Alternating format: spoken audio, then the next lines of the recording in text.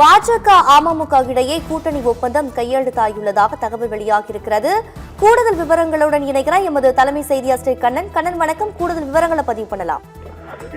மீண்டும் என்டிஏ கூட்டணியில் டிடிவி தினகரனின் அமமுக இணைவது தொடர்பாக இப்போது அடையாறில் அமமுக நிர்வாகிகளுடன் அந்த கட்சியின் பொதுச் செயலாளர் டிடிவி தினகரன் முக்கிய ஆலோசனை நடத்தி வருகிறார்.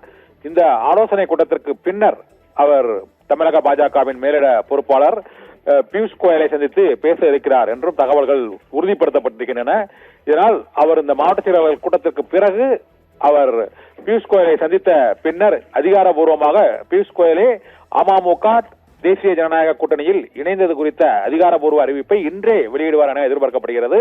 இதை தொடர்ந்து தேமுதிகவும் தமிழக பாஜக மேலிட பொறுப்பாளர் பியூஷ் கோயலுடன் பேச்சுவார்த்தை நடத்தி வருகிறார்கள். அவர்களும் நாளை மறுதினம் பிரதமர் நரேந்திர மோடி பங்கேற்கும் மதுராந்தகம் பொதுக்கூட்டத்தில் மேடை ஏறுவார் என்று உறுதிப்படுத்தப்படாத தகவல்கள் தெரிவிக்கின்றன. இருந்தபோதிலும் தொகுதி பங்கீடு, தொகுதி எண்ணிக்கை ஆகியவை குறித்து தேமுதிகவுடன் இன்னும் முடிவு எட்டப்படவில்லை. இந்த சூழ்நிலையில் தேமுதிக அமமுக இரண்டும் என்டிஏ கூட்டணியில் இணைவதன் மூலமாக அந்த என்டிஏ சார்பாக, அதாவது பாரதிய ஜனதா கட்சியின் சார்பாக அவர்களுக்கு அந்த இடம் ஒதுக்கீடு செய்யப்படும் என எதிர்பார்க்கப்படுகிறது. இந்த சூழ்நிலையில் பாட்டாளி மக்கள் கட்சியின் அன்புமணி பிரிவு ஏற்கனவே அதிமுகவுடன் இணைந்து அதிமுக கூட்டணியில் அவர்கள் இணைந்து அதிமுகவில் அவர்களுக்கு தொகுதி ஒதுக்கீடு செய்யப்பட்டிருக்கிறது. இதே போல தேமுதிக அமமுக இரண்டுக்கும் அங்கு பாரதிய ஜனதா கட்சியின் தலைமையில் அங்கு இடங்கள் ஒதுக்கீடு செய்யப்படும் என்ற எதிர்பார்ப்பு இருக்கிறது. இதனால் தேமுதிகவை பொறுத்தவரை ஏற்கனவே அதிமுக தரப்பில் அவர்களுக்கு ஒரு ராஜ்யசபா எம்பி கொடுக்கப்படும் என அறிவிக்கப்பட்டிருப்பதால் தேமுதிக அதிமுகவுடன் இணைந்து கூட்டணியில் இந்த பங்கேற்குமா அல்லது தேசிய ஜனநாயக கூட்டணி சார்பாக தேமுதிகவிற்கு இடங்கள் ஒதுக்கீடு செய்யப்படுவதா என்ற பிரச்சனையில் இப்போது பேச்சுவார்த்தை இன்று மாலை நடைபெற இருப்பதாக கூறப்படுகிறது. அதற்கு முன்னதாக டிடிவி தினகரன் யாருடன் கூட்டணி என்பது தொடர்பாக இப்போது அடையாறில் நடைபெற்ற அந்த மாவட்ட செயலாளர்கள் கூட்டத்திற்கு பின்னர் இப்போது செய்தியாளர்களை சந்தித்துக் கொண்டிருக்கிறார். அந்த செய்தியாளர் சந்திப்பில் அவர் தேசிய ஜனநாயக கூட்டணியில் இணைவது குறித்து அதற்கு உரிய அந்த கூட்டணிக்கு தலைமை ஏற்கக்கூடிய பியூஷ் கோயல் தான் அந்த அறிவிப்பை அதிகாரப்பூர்வமாக வெளியிடுவார் என்றும் தெரிகிறது. இப்பொழுது டிடிவி தினகரன் அந்த ஆலோசனை கூட்டம் நிறைவடைந்த நிலையில் செய்தியாளர்களுக்கு பேட்டி அளித்து வருகிறார். நல்ல ஆட்சிக்கான தொடக்கத்தை நோக்கி அதிமுக பயணிக்கும் என்ற அந்த பேட்டியில் அவர் தெரிவித்திருக்கிறார். நல்ல ஆட்சிக்கான தொடக்கம் என்றால் அது அதிமுக ஆட்சிக்கான தொடக்கமா அல்லது திமுக ஆட்சிக்கான தொடக்கமா என்பது குறித்து அவர் விளக்கமாக கூறவில்லை. இருந்த போதிலும் அவர் பியூஷ் கோயலை சந்திக்க இருப்பதால் அதிமுக பாஜக ஆட்சிக்கான தொடக்கத்திற்கு ஒரு அறிகுறி என்றுதான் அவர் டிடிவி தினகரன் இப்போது அளித்துக் கொண்டிருக்கக்கூடிய அந்த பேட்டியில் கூறியிருக்கிறார். நாளை மறுதினம் பிரதமர் நரேந்திர மோடி மதுராந்தகம் வரவுள்ள சூழ்நிலையில் இன்று அந்த கூட்டணி கட்சிகளை இணைக்கும் முயற்சியில் பியூஷ் கோயல் இன்றும் நாளையும் ஈடுபட இருக்கிறார். விட்டு போவர்கள் கட்டுப்போவதில்லை என்று டிடிவி தினகரன் கூறியிருப்பதன் மூலமாக அவர் இப்போது அதிமுக கூட்டணியில் இணைவதற்காக விட்டுக் கொடுத்திருக்கிறார் என்றுதான் அதை புரிந்து கொள்ள வேண்டும். மக்கள் விரும்பும் நல்லாட்சியை உருவாக்க தேசிய ஜனநாயக கூட்டணியுடன் இணைய இருப்பதாக டிடிவி தினகரன் அதிகாரப்பூர்வமாக அறிவித்து விட்டார். இதனால் என்டிஏ கூட்டணியில் டிடிவி தினகரன் இணைகிறார் என்று அவரே அறிவித்து விட்டார்.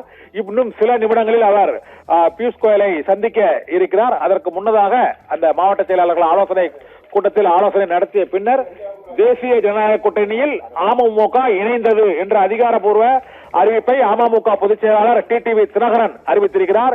இதனால் இப்போது அதிமுக பாஜக கூட்டணியில் அன்புமணி பாட்டாளி மக்கள் கட்சிக்கு பிறகு அமமுகவும் இணைந்திருக்கிறது. அதை நியாயப்படுத்தும் வகையில் விட்டுக் கொடுப்பவர்கள் கெட்டுப்போவதில்லை என்றும் மக்கள் விரும்பும் நல்லாட்சியை உருவாக்க தேசிய ஜனநாயக கூட்டணியில் இணைகிறேன், பியூஷ் கோயலை சந்திக்க புறப்பட்டு போய் கொண்டிருக்கிறேன் என்றும் அந்த பேட்டியில் அவர் அறிவித்துவிட்டு இப்போது பியூஷ் கோயலை சந்திக்க அவர் சென்று கொண்டிருக்கிறார். பியூஷ் கோயலை சந்தித்த போது அமமுகவிற்கு எத்தனை தொகுதிகள் என்பது உள்ளிட்ட அம்சங்கள் குறித்து முடிவு செய்யப்பட்டு பின்னர் அறிவிக்கப்படும் என எதிர்பார்க்கப்படுகிறது.